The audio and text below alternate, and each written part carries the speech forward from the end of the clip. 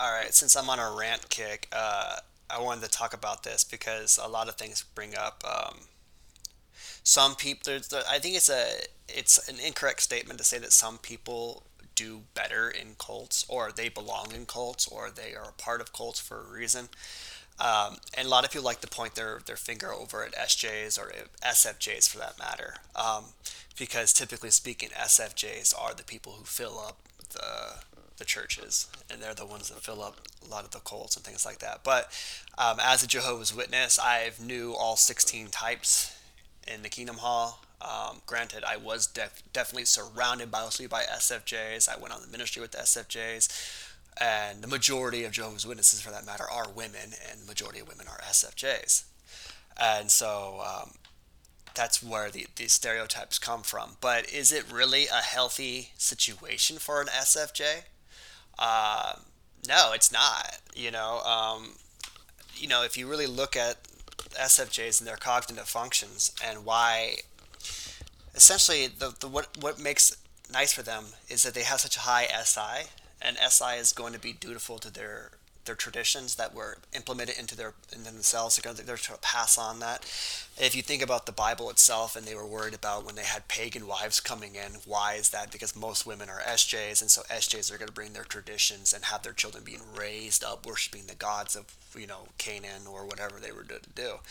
And so they understood that this is going to be a problem due to that reason, because the high SI user is going to really cherish the traditions of their family. They're really going to cherish, who their parents were, what gods they worship, what kind of people they were, and they're going to want to pass down that lineage. And lineage is very important to them. And so you can see them saying, "Oh, Jehovah's Witnesses, yeah, ISFJs, they do really well as a witness." Not really. Why is that? Well, because you're not allowed to be an ISFJ. Okay, yeah, are ISFJs good at following orders? Yeah, most definitely. They become police officers. They're good soldiers. They're good teachers. Good government workers, things like that. And that's typically what they do. But what is their main strength, in all honesty, is their parent function, and that's FE. So FE is empathy and very, very loving and wanting to be caring and taking care of people, and giving people a blanket when they're cold, and being like a lady or a gentleman, and just being very, very nice people. ISFJs are very kind at heart.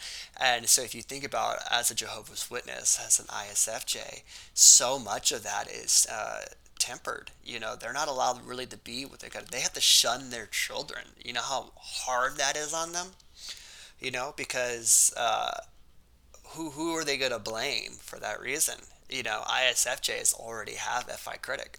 They're already critical of themselves already. And so when you see like different stories of like their children coming out of the closet to them, and the ISFJ is just devastated. What did I do? Where did I go wrong? And my mother said the same thing to me. Where did I go wrong with you? It's not my fault. It's not my choice. It's what she did, because they think their nurturing is everything. Because FE parent is all about that. It's all about raising somebody and trying to instruct people right and wrong. And so if they're part of a cult like Jehovah's Witness, and they're trying to do that, but then they're being instructed with something that goes against their moral principles, which they create in their FI, they're going to be conflicted a lot. So it's not necessarily easy for them. Um, and so there's not really a type uh, that does well as a Jehovah's Witness. You can, I mean, in all honesty, I think probably the best type for it would probably be an ENFP, because being triple affiliative, they have SI, okay, they have TE child, and so anything could be true, so as long as they're constantly absorbing information, that goes along with what Watchtower is teaching, they're going to be pretty comfortable in that whole situation. Um, you know, their morals will definitely be manipulated and things like that by what they absorb with their TE child, and so their TE child is going to be absorbing just the Witness Bible and just Witness literature, and they're affiliative and they're interest based. They're gonna, they're gonna be on paradise earth the rest of their life, and everything's gonna be in utopia. What the witnesses present, it really is an NF ideal.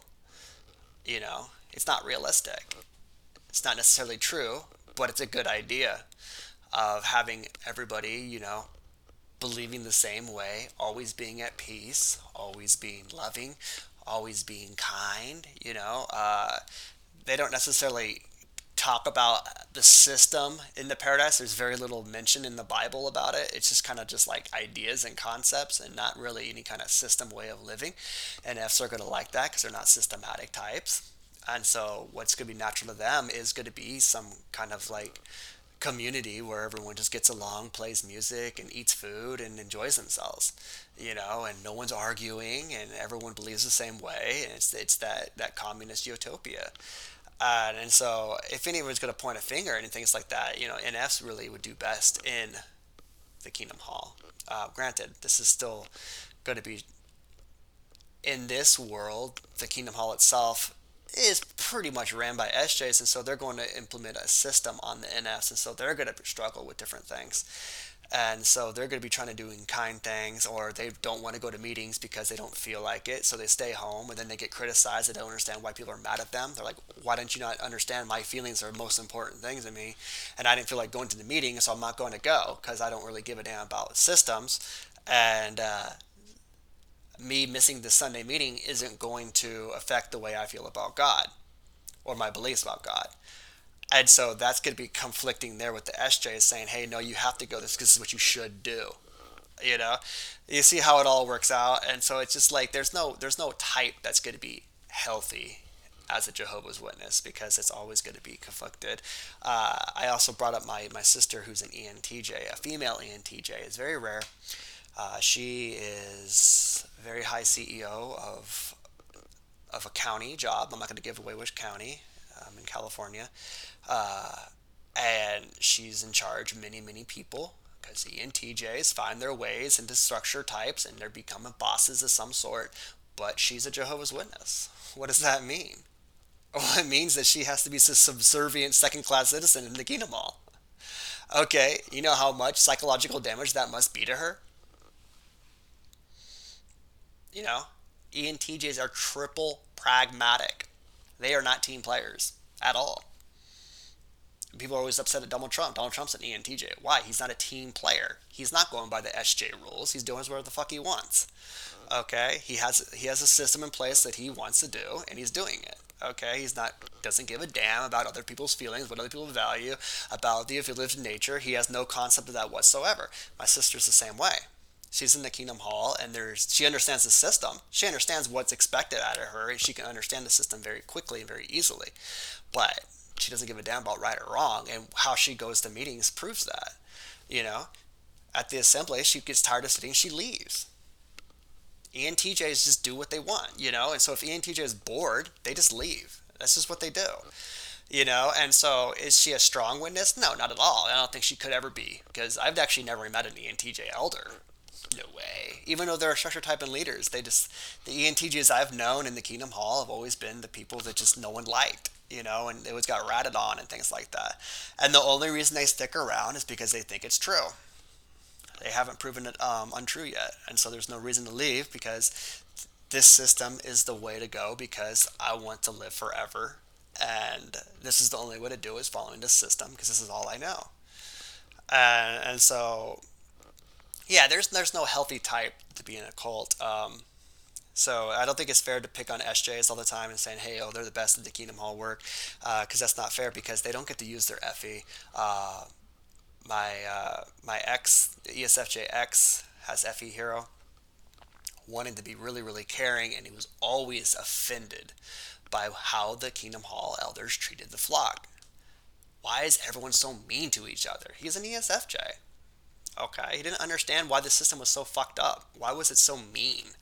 Why was there so much shunning? Why was there so much? Why was it lacking love? And this really bothered him. And so this applies to ISFJs too. They get bothered by these things. Okay, they have to literally shun their family and do things like that to stay in the system, and they really get torn between being very caring individuals and being loyal. because the expectations put upon them aren't fair.